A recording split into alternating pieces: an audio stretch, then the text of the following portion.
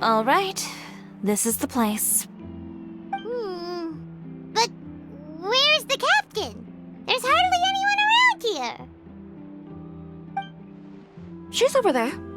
The one with an eye patch reading in front of the newsstand. Oh, her! Paimon could tell there was something different about her. She seems kinda intimidating. Please wait here for a moment. I'll go fetch her. She's working now, so you might not want to get in her way. Working? But isn't she just standing there and reading a novel? Just trust me. Oh, alright, let's see what happens then. Chiori sure is a mysterious person. She claims just to be a fashion designer, but she knows all these powerful people.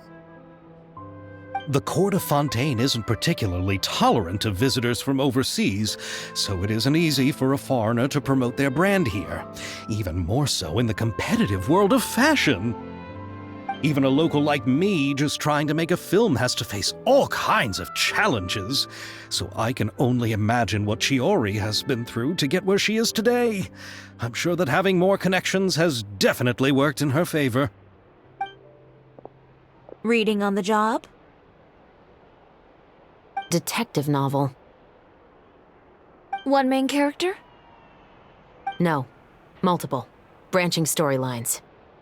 I see. How's the plot coming along? One of the main characters is about to make a choice that will affect the rest of his life. I'd wager he's going to make the wrong choice. Any way to speed things up? There's something I need your help with. You know that doesn't depend on me. It all comes down to what the character chooses. Which is exactly why I'm here to help.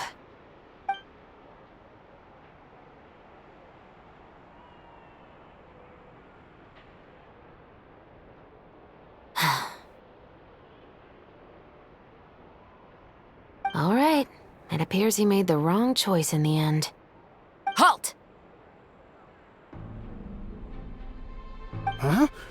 What's going on? Hand over whatever you're holding. Oh, it's just a book. I didn't buy anything else. Then I'm sure you wouldn't mind letting me have a look. Excuse me, officer. I don't mind you standing around here, not purchasing anything, but I'd prefer if you didn't disturb my customers. It's bad for business, you know? Don't give me that act. You won't be able to get off so easily either. I am Chevrat, captain of Fontaine's Special Security and Surveillance Patrol. I will say this one last time. Hand over whatever you're holding at once. And before you do anything unwise, let me remind you that I'll have you on the ground before you can even think about making a run for it. All right. I'll give it to you. But please let me say something first. If there's any contraband in that book, then the shopkeeper here is the one who slipped it in. I don't have anything to do with this. Why, you trying to leave me on the hook, huh? You were the one who said you wanted it. Save it for the interrogation room. Take them away, Letellier.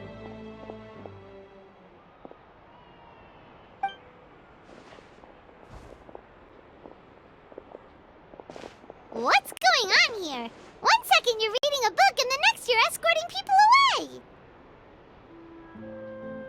And who are... Oh!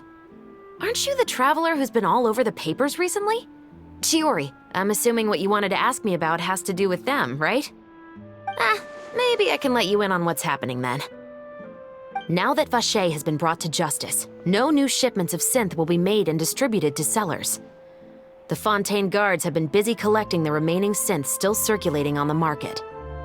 Thanks to a tip from our reliable source here, this should be the very last batch. Oh, so you were pretending to read a book in order to catch the bad guys! Oh, Paimon almost forgot to introduce ourselves. Paimon is Paimon, and this is the Traveler and Xavier! Hey, I'm Chevraz. You probably already heard me introduce myself, so I won't bother repeating it. Yeah, why didn't you make a move as soon as you had the chance? Were you worried that my intel wasn't accurate? No, I wanted to see if the shopkeeper would turn himself in first. All he had to do was come up to me and say that he didn't know where the synth had come from. If he did that, then I wouldn't have had to press charges on him. He had the whole day to turn the synth over to Chevraz. But instead, the moment I came up and blocked Chevraz's line of sight, he took the opportunity to sell it off. Yep, he made the wrong choice, even though the right choice was right there in front of him. But you knew they wouldn't make the right choice. Yeah, I knew. I was just hoping I'd be wrong for once. Enough about that, though. What did you want to ask me about? Oh, you see, it's like this.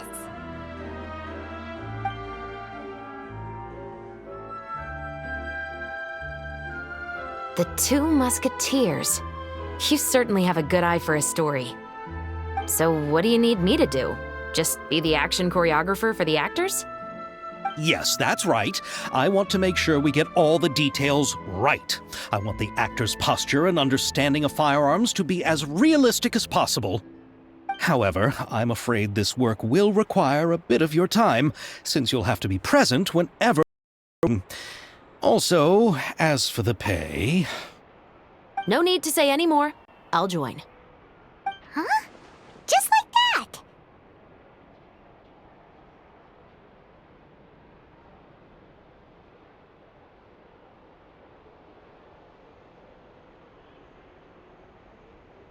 What Bullchecker is really saying is, if you wanna fight the Oni King, you have to go through sky-cleaving white iron... Really? You're willing to help us with our humble film project? Sure, it's no big deal. As I said, we've wrapped up our investigation here, so I don't have any other tasks on my plate for the moment. Besides, I personally really like this novel. I even have the collector's edition at home. Stories where justice prevails over evil never get old for me. Then we've got a deal? Yes, I'll see you on set tomorrow. Oh my! I can hardly believe it! I should tell Lady Farina immediately. Oh, and I must tell the prop manager and lighting technician to get everything ready. We start filming tomorrow! Calm down, Xavier. The film is going to take more than just a day to finish.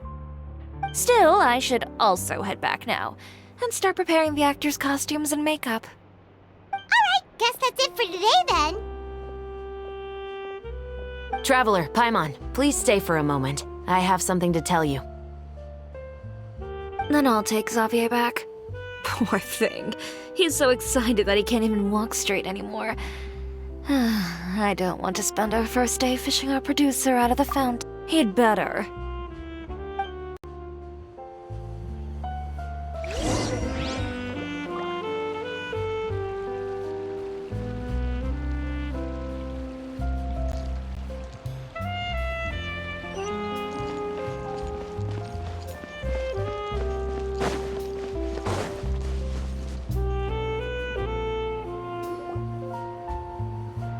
So what did you want to tell us, Chevraz?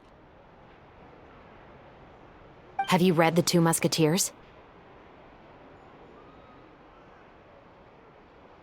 The story is about a pair of children born into the household of a baron and their struggle to survive together and take revenge for their mother.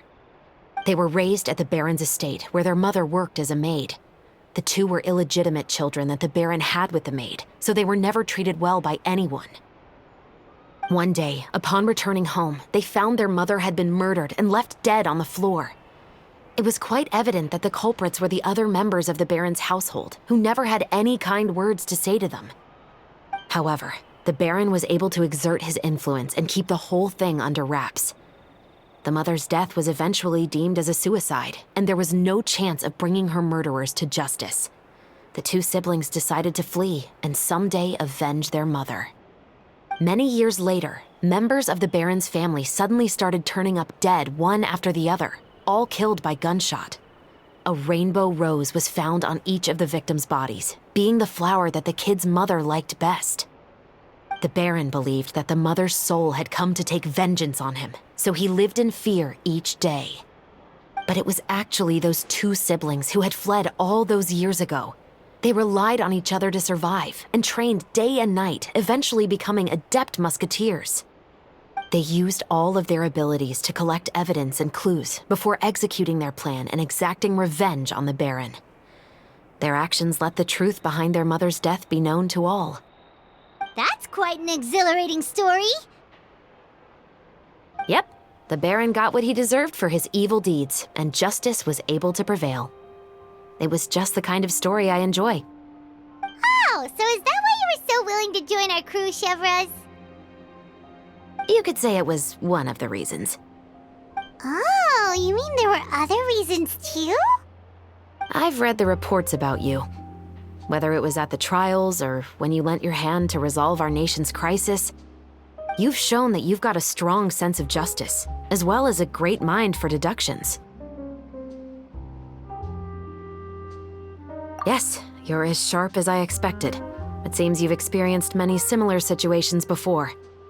There's been a recent murder case involving muskets. The perpetrator's methods appear to be very similar to what is described in the novel. Huh? Really? But Paimon didn't see anything about that in today's papers. The Marechaussee Phantom hasn't yet released any information to the public because the investigation is currently at a standstill. The murderer is extremely cautious.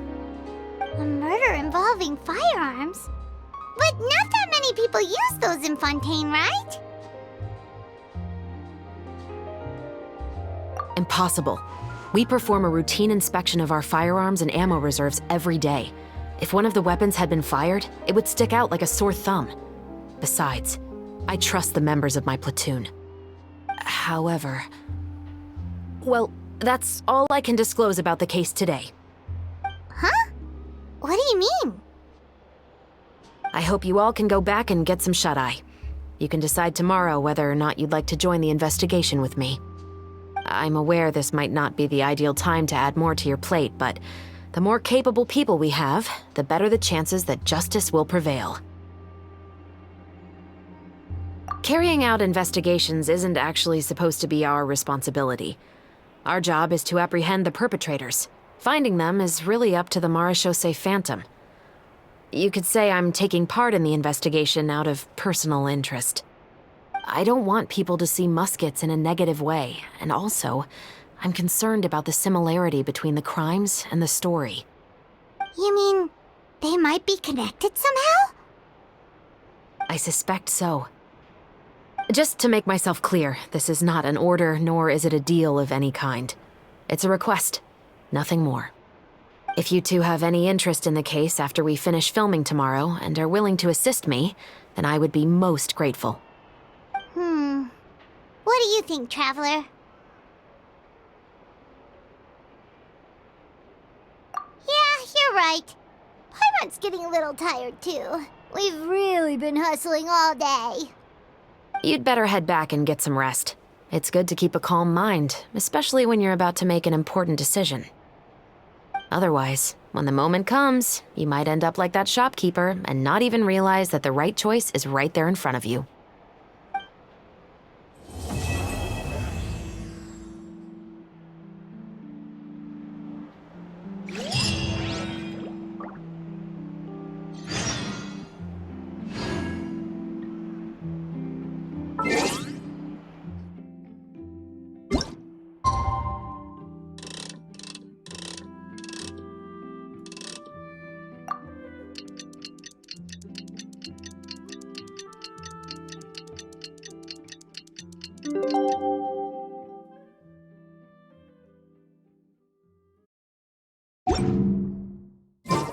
It's finally time to meet up with everyone.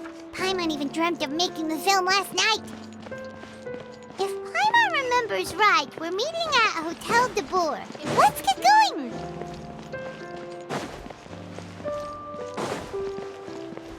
Time to act.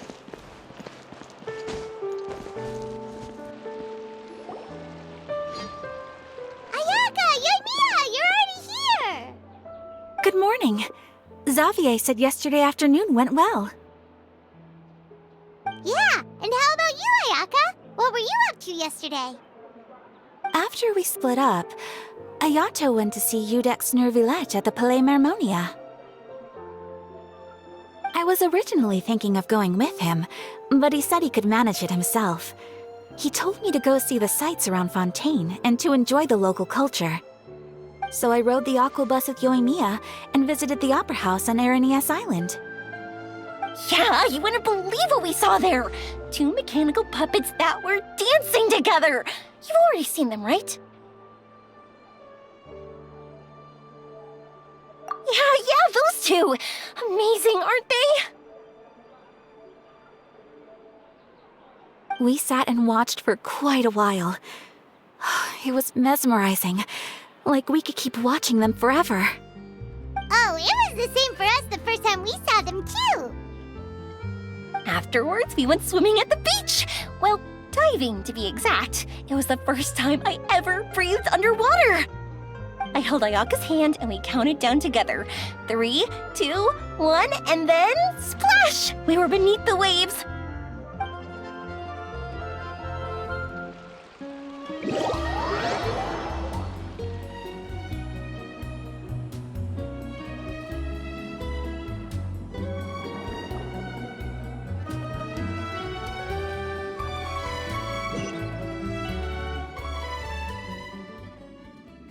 At first, I didn't dare to open my mouth. But once I couldn't hold my breath any longer, I decided to take a big breath in. Turns out the water wasn't as salty as I imagined. It didn't really taste like anything at all. Before I knew it, I was breathing like normal down there. It was an amazing feeling. Ayaka said I was too nervous and needed to loosen my grip. She got used to everything way faster than I did. I knew that the Traveler could do it, so I had no doubt we could do it too. That helped me feel at ease as soon as we dove in. The underwater world in Fontaine truly is beautiful. I love seeing the romaritime flowers blossoming underwater, like little candles lighting up the streets at night. Yeah, and there were so many creatures that we've never seen in Inazuma. Like those fish that shimmer like a sword blade. Whoosh! Oh, and those big fish that call when they see people. Ooh. Oh, you mean Hunter's Rays and Blubber Beasts! I just love the name Blubber Beast. Just wait till Pops and the others hear about this. They probably won't believe a word I say.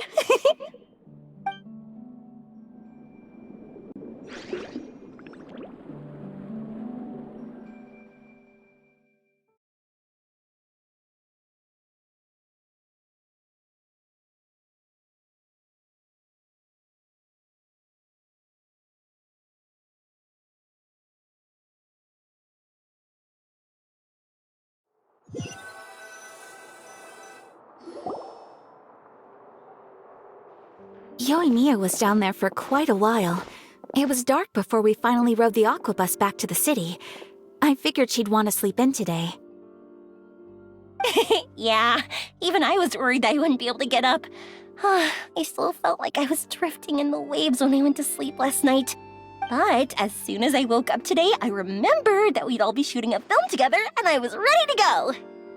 Speaking of the film, where's everybody else? My brother and Xavier were speaking to the restaurant owner about using the place as a filming location. They should be here soon. As for the others, We're here. Please excuse my tardiness. I just finished the Special Patrol's 6-mile morning jog. Wait, 6 miles? I'm so tired. I heard you all chatting, so I decided to come down. I sure could use some of that endless energy everyone else has. Good morning, everyone. Morning. Can someone fetch me a cup of coffee? More milk, hold the sugar. Sure, I'd be happy to do that for you. No, you can't go anywhere. Please, have a seat over here so I can get started on your makeup. The last thing I want is coffee stains on my costumes. I can get the coffee. It's the perfect job for an assistant.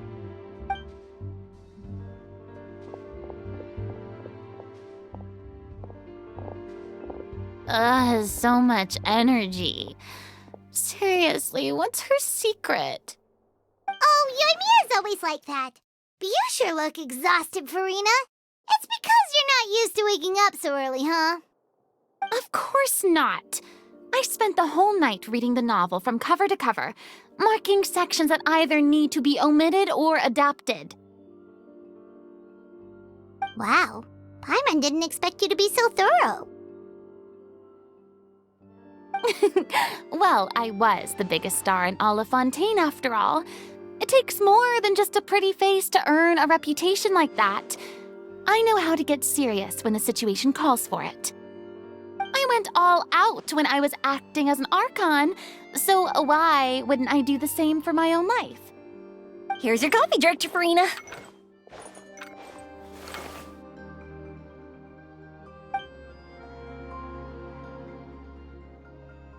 Oh, thank you. The sound of being called director and the aroma of coffee feels almost as refreshing as hearing the birds chirping in the morning. Ah, it seems everyone has managed to arrive on time. We've reached an agreement with the restaurant owner. We are free to use the second floor to shoot our film. Really? That's great! He is really looking forward to our film and hopes that providing his restaurant as a filming location will attract more customers. Well then, Mr. Xavier, I'll leave the rest to you. Okay, thanks. First, I'd like to introduce our new members. This is our prop manager, Veronique. She'll be in charge of all the film's props and items.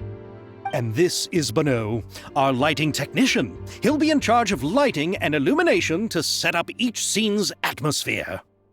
Wow, sure feels like we have some real professionals joining the crew now. First of all, please allow me to first express my sincerest gratitude to everyone in the crew. When my investor informed me yesterday that he wouldn't be able to provide the funds, I really thought that this was the nail in the coffin for this film. I had no idea that I'd find so many people willing to help me on such short notice. Thank you. Thank you all from the bottom of my heart. No need to be so cordial, Mr. Xavier. We're all honored to be a part of this.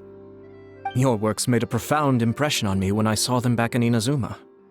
I am sure that someday, this film will be remembered as a prime example of cultural exchange between Fontaine and Inazuma. Yes, the story is the reason I agreed to join. I can't bear to even imagine what this film would look like without the very best director. Anyway, I would like to make a promise to everyone that as the producer of this film, I'll do whatever I can to ensure that everything goes as smoothly as possible. This is not just my film. It also embodies the thoughts and feelings of every person here, as well as the endless effort we are about to pour into it. So, without further ado, The Two Musketeers will officially begin filming now! You may take it from here, Director Farina.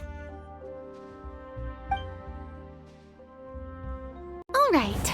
Listen up, everyone!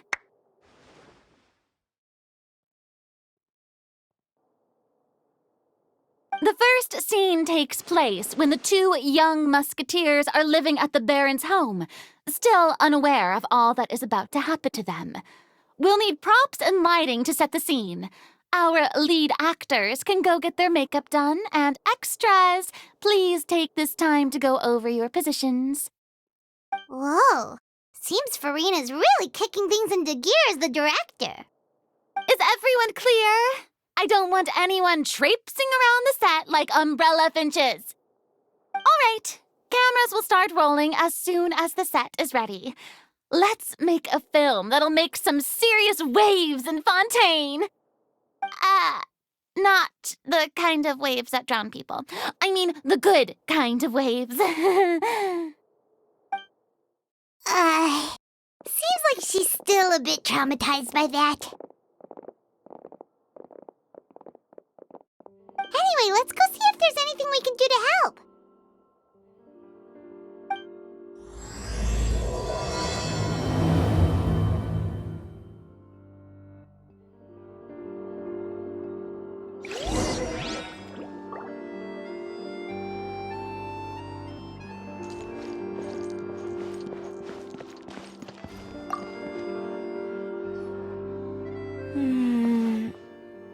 Ayaka has mentioned you to me before.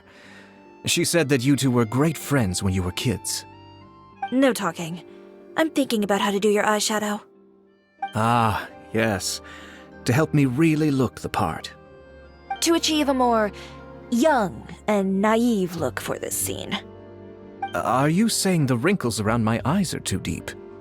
You just have too much of a calculating look in your eyes. You sure don't mince your words. It seems you really haven't changed much. Quiet.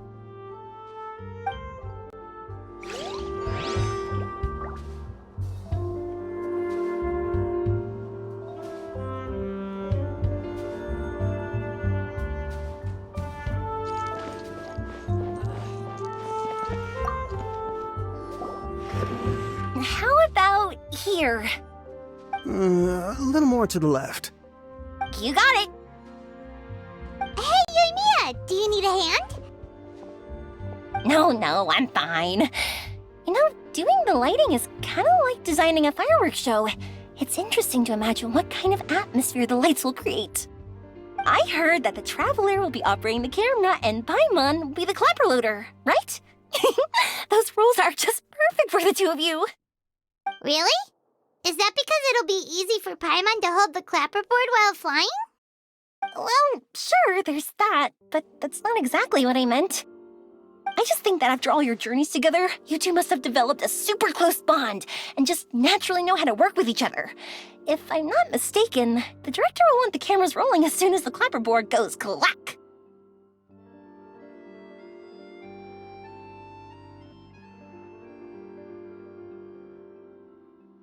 Oh, I see! It's amazing to see the magic behind filmmaking. Yoimiya, we need lights over there, too. Oh, on it! I've got to get back to work. Chat with you later. Oh, it's exciting to see so many people working together to bring the film to life.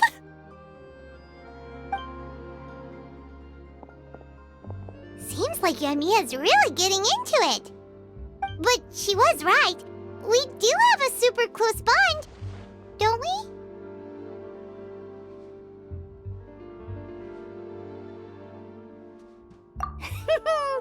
Paimon's really happy to hear that.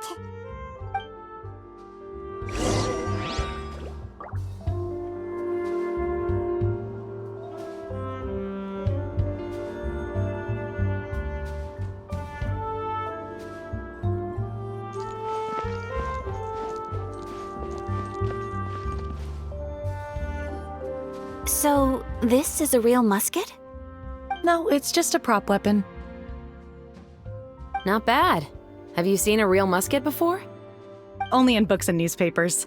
I made this one based on the relative shape and proportions I saw in reference images. When we're filming, some special gunpowder will be applied around the muzzle, which will help create the flash and smoke effects of a real gun being fired. Which means it'll be up to the actors to portray the recoil. That's right. The sound effects for gunshots will also be added in post-production. Thank you, Veronique. I think I know where to start now. However, the musket's gears and firing pin could still use some work. Adding some wear on the metallic components will make them appear more realistic. Also, be sure to rub the muskets with some oil each time before we start shooting. That'll give the impression that the firearms have been well maintained. Good point. You seem to know a lot, Miss Chevres. I assume you use these types of firearms on a regular basis? Yes, I perform routine maintenance on my weapons every day.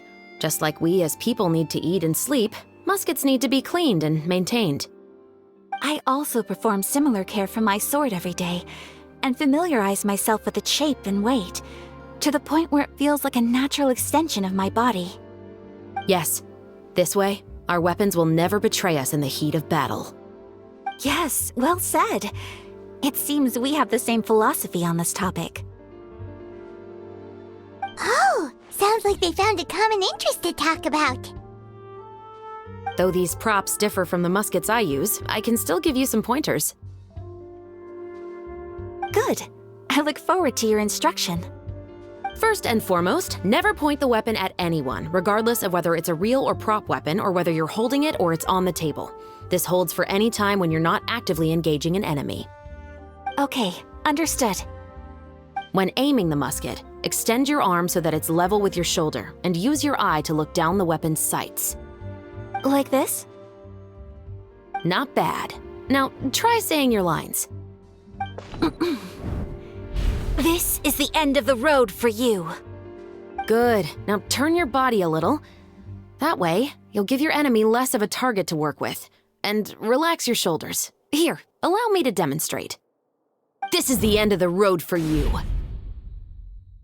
Huh. Excuse me, Miss Chiori. Director Farina, there's something I wish to discuss with you. Oh? What is it? Like this? Yes, much better. What do you think? I do see your point. But are you sure you wish to do this? I believe it would be most fitting. Well, if you insist. All right, I understand. Miss Ayaka, Miss Chevres, could the two of you please come over here? Huh? What's going on? Are we gonna start filming now? Let's go see. What is it? I have a question for you, Miss Chevres. Would you be willing to play the role of a musketeer? What? To clarify, I would like to turn over my role to Miss Chevres.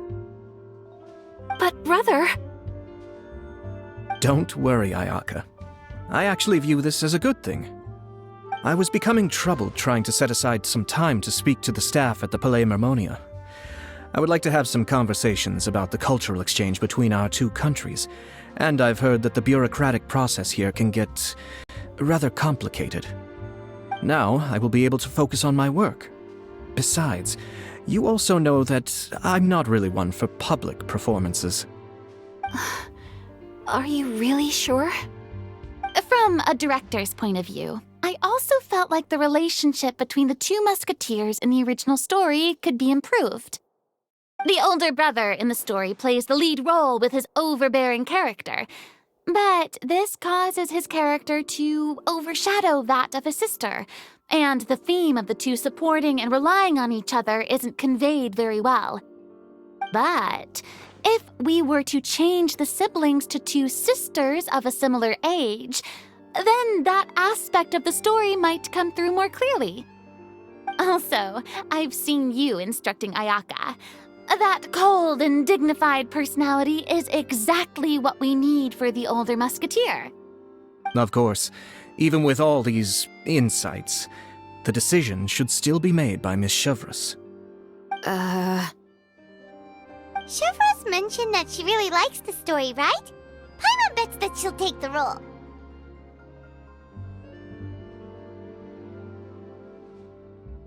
All right, I'll take the role. Good. It's decided then. I'll get started on making edits to the script. We'll also need to make some immediate adjustments to the lighting, props, and costumes. I have a feeling that our adaptation will be even better than the original story. You're doing a great favor for me, Miss Chevras. You have my gratitude. Don't mention it. I like this character, so if anything, I should be the one thanking you. Well, since my brother is the one who brought up the idea, I suppose there's no need to worry. Let's go, Miss Chevras. I look forward to working with you. Please, just call me Chevras.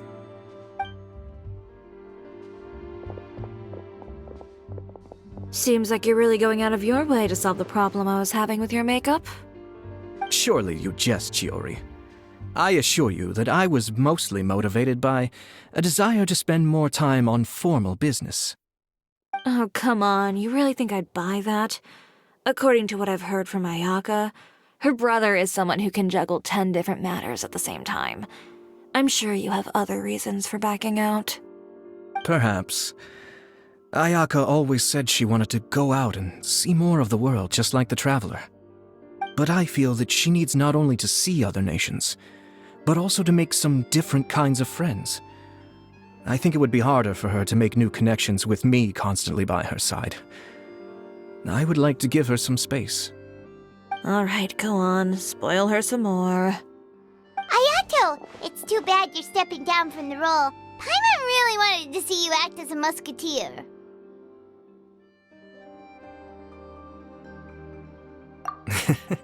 No need to poke fun at me. I'd wager that you also felt that I wasn't the best candidate for the role. It's a little hard for Paimon to imagine you saying those lines. Yes, I've made an appointment to meet some people from the Palais Mermonia. Now, I will have some more time to prepare. Traveler, get the camera ready. Paimon, get the clapperboard. Actors, to your positions. We're about to start shooting the first scene. Go on now. And please take good care of Ayaka. Yep, don't worry. Thank you. I look forward to seeing the film when it's finished.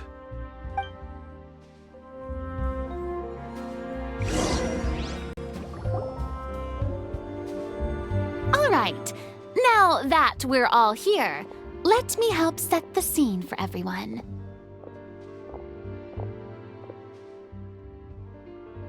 The first scene takes place when our two main characters are still living at the Baron's estate. They've been ostracized and verbally abused by others in the household, but they still have no idea why. We want to capture how naive and innocent they are, despite their pain. Chevras will be playing the role of the older sister, Tulip, and Ayaka will be the younger sister, Iris. Be sure to get close-ups of the main characters at the right moment. Silence on the set! Lights! Camera! Action! Let's go! Tulip, Mother's been out for quite a while now. Perhaps she went to pick some flowers on the way home. You know how she loves flowers. Iris, Tulip! I'm home!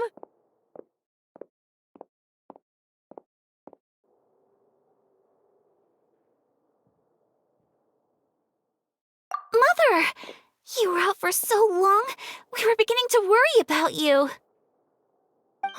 I'm sorry, but I'm back now, safe and sound. Here, I brought your favorite treat, apple turnovers. Mother, what are those bruises on your hand? Huh? What bruises? Oh, I must have bumped into something while I was working yesterday. But I didn't notice them this morning. Then perhaps they're from when I accidentally tripped when I was out just now. By the way, did you have fun playing at home? What's the matter, Iris? Well, we've realized that no one really wants to play with us. They even took Iris's doll and spat at us. And they even called us names. They said we were... Shh. It's all right. Don't worry. Girls, listen to me. It doesn't matter what anyone says. Don't listen to them. No one can define you with such words. You both have wonderful lives ahead of you. Just like your names, you will both blossom like beautiful flowers. Maybe your time to blossom hasn't quite come yet, but one day, you two will bloom more beautifully than anything else. Don't let the soil you're in now ruin your future beauty, understand? My dear daughters. And cut! Not bad. The actor's emotions were all on point. Let's keep that take. Also, if our clapper loader could avoid shouting at the start of the scene next time. Oh, got it. Great. I was a little worried that my nerves would get the better of me. What about you, Chevros? I felt fine. The lines weren't too difficult at all. Seems like Farina must have adapted the role nicely. You two were great. I couldn't tell it was your first time acting in a film. You should have more confidence. Thank you for your encouragement. Positions, everyone! We'll move on to the next scene after we try a few more camera angles.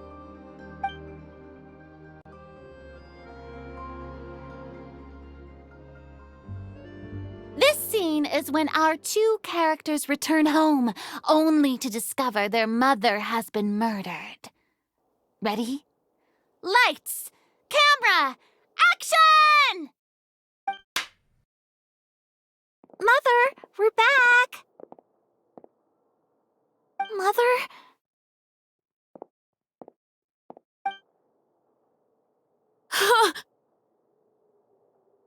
What's wrong, Tulip?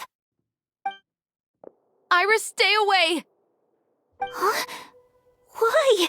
What's... Mother!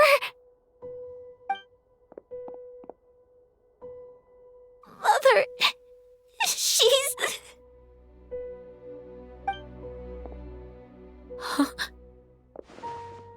There's poison in this cup. Huh? I could have sworn I've seen this kind of cup before. Those aristocrats. They didn't even try to cover up their actions.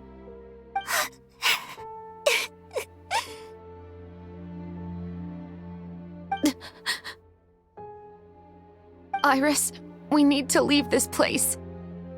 Leave? But now that Mother is gone, where can we even go? Anywhere. All I know is that we can't stay in this house. But are we just going to let them get away with this? We'll have our revenge, I promise you. Just not right now.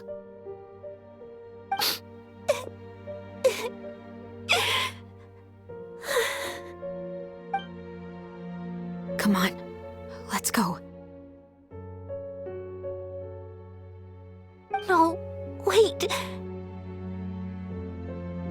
We can't just leave Mother here like this. At least let me leave this rose with her. That's why we went out in the first place. To buy her this flower. All right. Goodbye, Mother. We'll avenge you. Someday. And cut! Beautiful! Great performance! Oh my, you're so amazing, Ayaka! And were those real tears I saw? How did you do it? I was surprised too. Thank you for the kind compliments. Actually, as soon as Director Farina said action, I told myself not to think about anything. I just felt the weight of the moment and became the character. It's quite similar to practicing the art of the sword. You clear your mind and focus only on what's happening in front of you. Ayaka's performance was amazing. Have I discovered an acting prodigy? Pipe down, everyone! We need to move on to the next scene!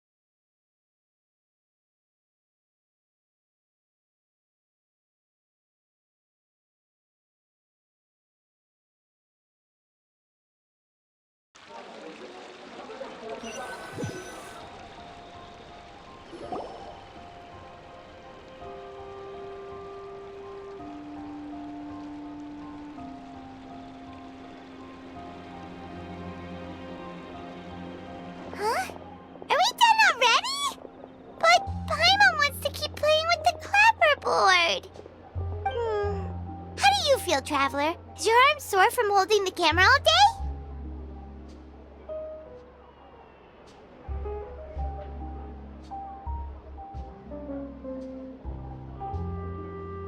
Good work, you two. You too, Chevres. You were quite the actress today. I've read this novel many times before. I have a good grasp of my character's mindset. Anyway, do you remember my request from yesterday? Oh, right! We were having so much fun that Paimon nearly forgot! You have a case where the murders seem really similar to the cases in the novel, right? So, how are they similar exactly? In the story, the main characters grow up to become two musketeers, always using their guns to carry out their revenge. And on each of the victims, they place a rainbow rose as a signal that they've returned. Yes, that's correct. We found rainbow roses just like in the novel. Seems like you're connecting the dots now. Oh, that does sound pretty concerning. Especially after seeing the script today. Oh, now Paimon can't stop wondering what kind of ulterior motive the murderer might have. What do you think, Traveler? You're smart. Paimon wants to hear your thoughts. Good. On behalf of Fontaine's Special Security and Surveillance Patrol, thank you for your dedication to justice. There's no time to lose. We should start investigating right away. Follow me. Huh? Right now? Well, we just got done filming all day. Paimon's so tired. The most valuable intel always comes after nightfall. They are like small, remote islands in the middle of the sea. If you don't stay vigilant, you will pass right by them in the fog. That's how one of my favorite books always puts it, at least. So, where are we going right now? Let's start by checking out some workshops that sell mechanical components. If the culprit is making their own weapons, it's very likely that they'll visit those